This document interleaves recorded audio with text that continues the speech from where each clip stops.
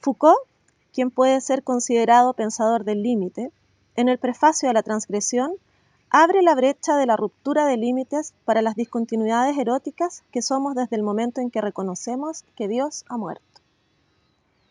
De Sade a Freud, sucedería que desde que supuestamente asesinamos a Dios, aunque precisa Foucault, se trate en ello de asesinar una nada, algo que no es, la transgresión de límites es justamente ilimitada.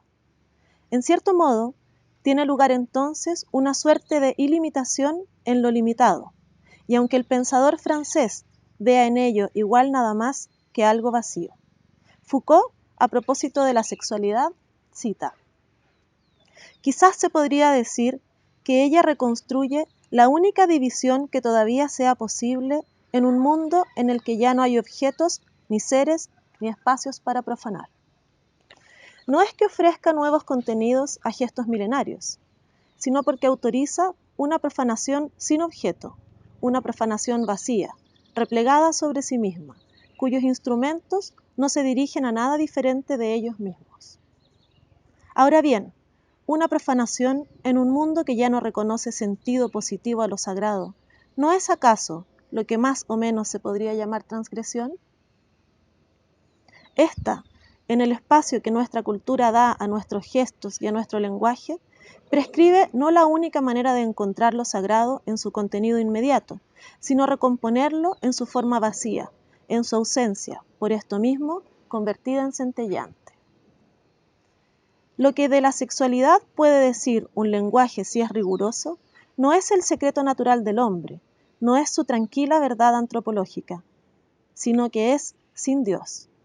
La palabra que le dimos a la sexualidad es contemporánea en el tiempo y estructura con aquella por la cual nos anunciamos a nosotros mismos que Dios había muerto. El lenguaje de la sexualidad, desde que Sade pronunció las primeras palabras, hizo recorrer en un solo discurso todo el espacio del que de pronto se convertía en el soberano.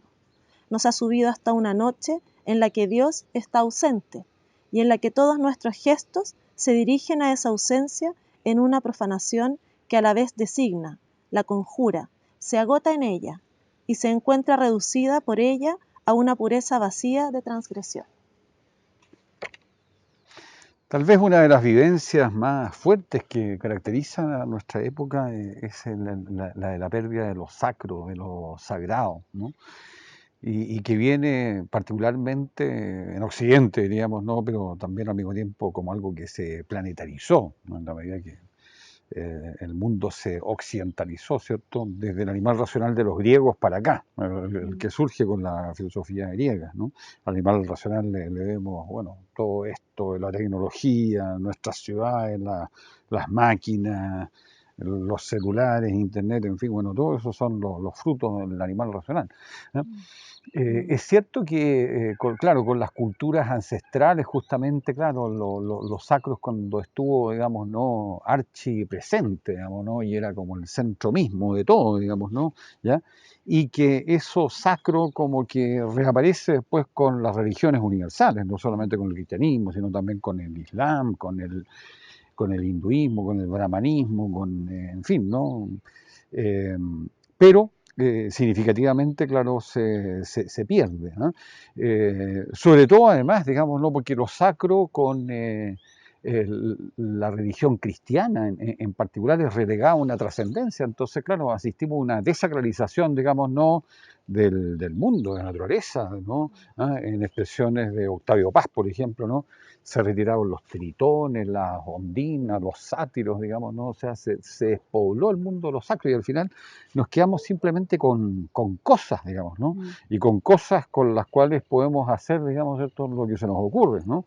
O sea, el bosque como cosa, el océano como cosa, un glaciar como cosa, digamos, ¿no? El cosismo, ¿cierto?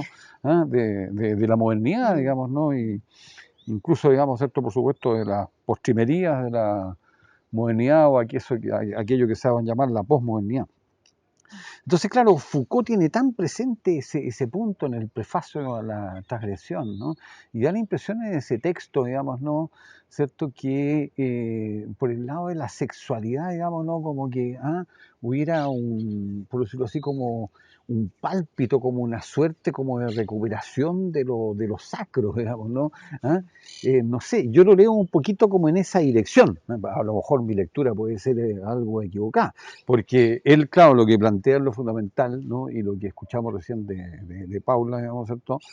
Es que, claro, como que se sustituyó la transgresión por la profanación, digamos, ¿no? Hubo esta profanación, esta desaparición de lo sacro, y él lo relega sobre todo a Nietzsche, a todo lo que implica que Dios ha muerto, digamos, ¿no?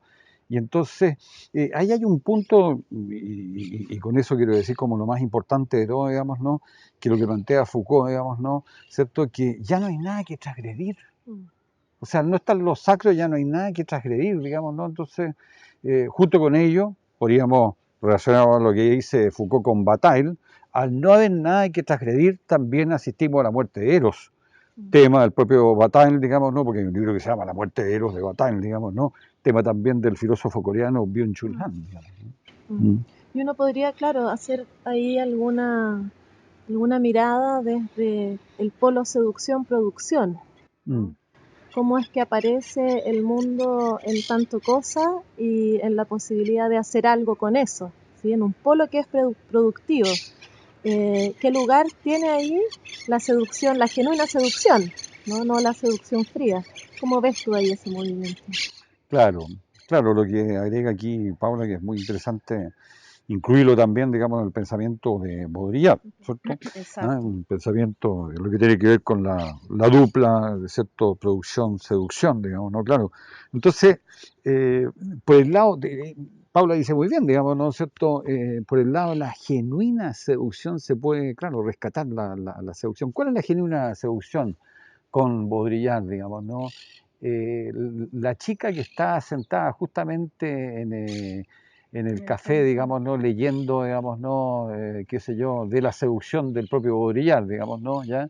El estudiante que se queda impresionado con ella, digamos, e intenta seducirla. Él está en una seducción vulgar, pero desde el punto de vista de ella es la genuina seducción, porque ella ni siquiera sabe que existe este estudiante ahí de Gómez Milla que intenta seducirla, digamos, ¿no? Entonces, claro, por el lado, efectivamente, no es así, Isabel, que por el lado de una genuina seducción, claro, se puede rescatar también lo que sería lo sacro, recuperarlo, ¿no? Sí, de hecho estaba pensando en Baudrillard de nuevo con respecto a lo que él dice de lo pornográfico, cuando él dice que vendría a ser la oposición total del erotismo, cuando él habla de lo visible y más que lo visible y más allá de lo visible, para llegar a esta idea de la obscenidad también, que es cuando absolutamente queda todo al descubierto. Y lo que hablábamos antes sobre el misterio y el secreto también quedan desprovistas de esa cualidad distinta, ¿no? Y en ese sentido me pregunto yo también en esta relación de lo que hablaban antes, de cómo pareciera que, o sea, de cómo nada pareciera tener la posibilidad de ser transgredido, pero luego yo vuelvo a esta idea del cuerpo, por ejemplo, y siempre está ahí también, pero más bien quizás no es que a lo mejor ya no pueda ser transgredido, sino que es como si se invisibilizara ese límite de alguna manera, ¿no? Esa materialidad que es el cuerpo, pero que está siempre mediando todo tipo de relación y de comunicación con el otro. Claro. Entonces ahí me pregunto también, y te pregunto a ti en relación al deseo, en esta idea que tú planteabas sobre la fuerza centrípeta que tiene el deseo. ¿Cómo juega hoy día en relación a esa posibilidad de no deslimitarse o de limitarse desde el cuerpo? Claro. Claro, es esa idea tan lúcida que se la debemos a los estudios sobre el amor de José Ortega y Gasset, uno de los textos realmente así primerizos, digamos, ¿no? Bueno, por supuesto, después el banquete platónico, después de Stendhal, digamos, ¿no? Pero ya inmediatamente después, digamos, ¿no? Viene justamente los estudios sobre el amor, digamos, ¿no? Que comienza por allá por unas publicaciones en el diario El Sol de Madrid, digamos, ¿no? De José Ortega y Gasset por el año 19, ¿no?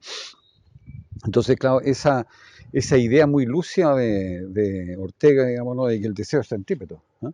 Y todo lo que sea, digamos, ¿no? El amor, ¿no? Eros, digamos, ¿no? Es centrífugo. Uno es, claro, es como un recibir para mí, digamos, ¿no? ¿Cierto? Y lo otro es un dar, digamos, ¿no? Claro. Y entonces, claro, cómo ir más allá del deseo para amar propiamente, digamos, ¿no es cierto? O sea, es una idea maravillosa, digamos, como ser más centrífugo que centrípeto. Ahora hay un punto que se relaciona, digamos, con el texto de Foucault, el prefacio a la transgresión, con apoyo nuevamente en Bataille, que yo lo encuentro absolutamente crucial, digamos, ¿no? Y que es como la dialéctica que nuevamente se plantea aquí, digamos, ¿no? En el caso de Bataille, digamos, ¿no? Interdicto, transgresión. Entonces, ¿cuál es esa dialéctica, digamos, ¿no? Que al no haber interdicto, no hay nada que transgredir. Claro. Y ese es el punto crucial. Entonces, y al no haber nada que transgredir, digamos, no, la muerte de Eros.